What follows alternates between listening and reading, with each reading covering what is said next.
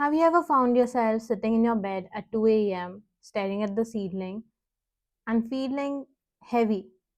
Not the crying hysterically kind of heavy, but the kind that feels like you have 50 tabs open in your brain, three of them are frozen, and the rest of them keep opening prompts that you have no idea what to do with. You think maybe I should talk to someone. You open your laptop, you search for therapist near me, and you're bombarded by all of these different titles: therapist, psychologist, psychiatrist, counselor, and you have no idea what to do now. And that's when that little voice in your head kicks in. You know, that voice that says, I'm not depressed, I'm not in a crisis. Other people have it so much worse. People will think I'm being dramatic if I go for therapy. Today, let's decode these thoughts. We tend to look at therapy like an emergency room, somewhere you only go when you're broken.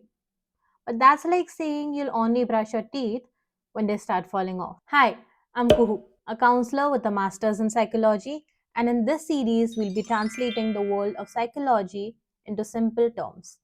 No jargon, no judgment, just answering your questions about therapy so it doesn't feel so daunting. In this first episode, we're going to talk about the basics, the difference between a psychiatrist, a psychologist, and a counselor, and why you don't need a tragedy to deserve a clear mind. If you've ever Googled therapist near me, you've probably been hit by a wall of titles: therapist, psychologist, counselor, psychiatrist, maybe even a few life coaches. This can be confusing because people tend to use some of these terms interchangeably when they're really not interchangeable. They're all different, different degrees, different purposes. And if you book the wrong person, you might end up feeling like therapy doesn't work when actually you just had the wrong tool for the job. So let's look at the difference.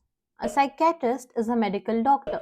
They look at your brain through a lens of chemistry and biology. A session with a psychiatrist is relatively short, maybe 15 to 20 minutes. They ask about your sleep, your appetite, your mood, your energy levels, and more. And psychiatrists can prescribe medication. They're actually the only ones in this entire ecosystem of psychologists, counselors, and psychiatrists who can prescribe medications. These medications can be to manage something like ADHD, or they can be for severe depression, stress, anxiety, and more. Usually, if someone needs a psychiatrist, they'll be recommended to one by either their general physician or their family doctor, or by a psychologist. So, not everyone with depression or anxiety needs a psychiatrist. But if the depression or anxiety is severe, you will be recommended to a psychiatrist. Same goes for ADHD. If someone thinks they can manage with just therapy and other techniques, they don't need a psychiatrist and medication. Psychiatrists aren't really there to hear about your childhood, your trauma, and provide therapy in the couch and tissue sense that we think about when we hear therapy. Next are psychologists. They either have a PhD or an MPhil in psychology. A session with them is going to be usually 45 to 60 minutes long. This is a structured conversation. This is what you think about when you hear the word therapy. Psychologists use scientific frameworks like you might have heard of CBT. They look at your blueprint, your childhood, any traumatic experiences you've had. Why do you always push people away when you get close to them?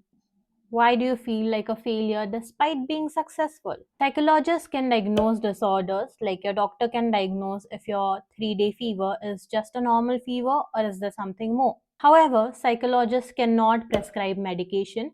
For that, they work together with the psychiatrist. One provides therapy, one provides medication if it's needed. This can often be seen in ADHD, severe depression, or anxiety, where a balance of both therapy and medication might be required. Then we have counselors. They have a master's in either counseling or clinical psychology. They are like your first responders. I am a counselor with a master's in clinical psychology, and a lot of counselors in India have the same degree. A session with a counselor will also be about 45 to 60 minutes long. It's practical and empathetic. And their work can look similar to that of a psychologist, but counselors cannot diagnose, and just like psychologists, they cannot prescribe medication. Counselors will look at your coping strategies, how you go about your daily life. If you're going through a breakup, a divorce, a career pivot, or you're just feeling stuck and burnt out, or you're having communication problems with your partner, your family members, your friends, counselors help you navigate the current storm. They might not necessarily dig into your childhood, but they're helping you survive and thrive in the current chapter of your life. Most of us would usually start with a counselor first. If they feel that it might be better for you to approach a psychologist, or if you need a diagnosis, they would recommend you to a psychologist. If the psychologist feels it would be better to include a psychiatrist as well in your therapy, they'd recommend you to a psychiatrist as well. Now let's talk about the severity problem. Why do we feel like we aren't sick enough for therapy? We live in a world where we treat mental health like a fire alarm.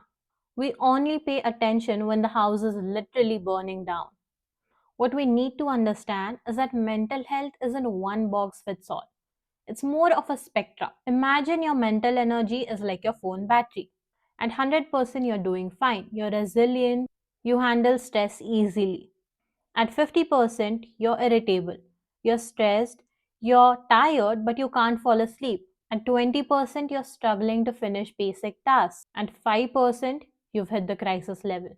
Most people wait until they hit that 20% or 5% to book an appointment.